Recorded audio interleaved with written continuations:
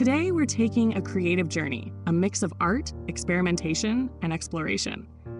It started with a stroll through the city, soaking in the sights, historical houses, peaceful parks, and even the vibrant textures of the old souk in Sharjah.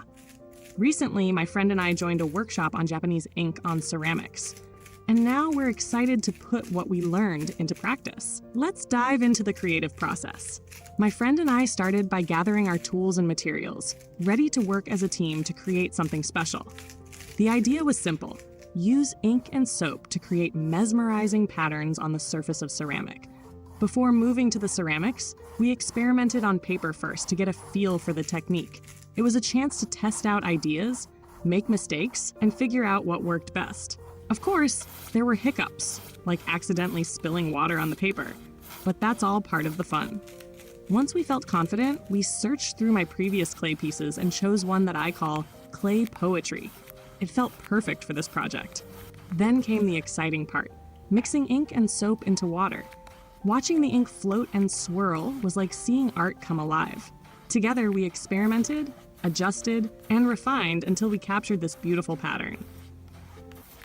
And here's the final result: a piece that feels both intentional and organic. After finishing the ceramic piece, I wanted to keep the creative momentum going, so my friend and I headed to the beach for some sketching. The view was breathtaking, with the waves crashing and the sunlight dancing on the water. But the heat made it hard to focus, so we decided to take a break. Along the way, we met a curious little cat and even spotted fish swimming near the rocks. Although I didn't finish the sketch, that's okay. Sometimes it's not about completing a piece. It's about soaking in the experience and finding inspiration along the way. Back home, I decided to continue experimenting, this time with drawing. Inspired by the cat we saw at the beach, I started a series of cat studies: jumping, sleeping, running, and pausing. Drawing is a way for me to experiment and explore, not just with technique, but with ideas. It's about seeing what happens when you let go of the need for perfection and just enjoy the process of creating. Art, for me, is never about getting everything right. It's about the journey, the trial and error, and what you learn along the way. The beauty of experimentation is that it's messy. You don't always get the result you want, but that's part of the fun. I'll be the first to admit, there are many times when I start something and think, this isn't going how I imagined. Maybe the lines are too harsh, or the proportions are off. But that's okay, because that's how you learn. Art is not a straight line. It's full of curves, unexpected turns, and plenty of mistakes. And those mistakes aren't failures. They are the moments when you discover something new. Every mistake is a lesson that takes you one step closer to where you want to go. That's the great thing about trial and error. It's where the growth happens. Every time something doesn't work out, I think about why it didn't work. What could I do differently? And then I try again. It's this back and forth process that builds new skills and refines your techniques. Sometimes I even try the same thing over and over again, just to see how small changes make a big difference. It might feel frustrating at first, but I've learned that repetition is key. The more you practice, the better you get, and it becomes easier to experiment because you have the confidence to make mistakes. One thing I've learned from my own journey is that it's not about rushing to a final product. It's about the process, about experimenting, and being okay with the uncertainty.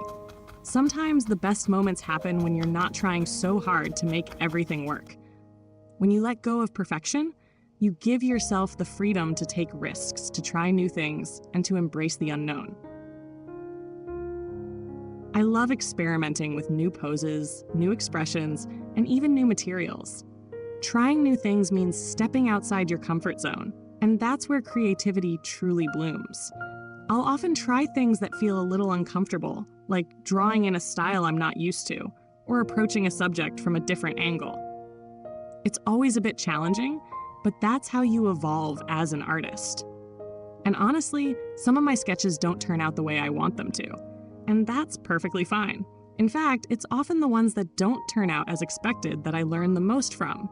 Maybe the sketch feels awkward or the lines are a bit off, but those moments spark new ideas and new ways of looking at things. I think we often think we need to get everything right the first time, but that's simply not the case. There's no perfect way to create art. There's only your way, and that's what makes it special. Every time I make a mistake, I get a little closer to where I want to be. It's about giving myself permission to fail, knowing that it's all part of the process. Ultimately, art is all about experimenting, trial and error, and practicing. The more I experiment, the more I realize there's no such thing as a perfect piece. There's only the act of creating. Sometimes that act is frustrating, and other times it's joyful. But in the end, it's the process that matters the most. So if you're out there creating, don't be afraid of making mistakes. Embrace them. They're part of the journey. The more you practice and experiment, the more you discover about your style, your technique, and yourself as an artist. I can't tell you where my next experiment will take me, but that's the exciting part. It's the unknown, the space where creativity thrives. And that's why I'll keep experimenting, learning, and creating.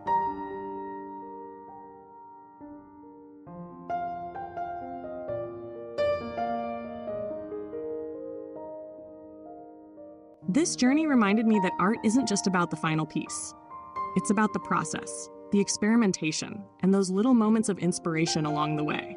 If you've ever thought about trying something new, I encourage you to go for it, mistakes and all. Let me know your thoughts or share your own experiments in the comments below. And if you enjoyed this video, don't forget to give it a like and subscribe for more creative journeys. See you next time on Syringa Art.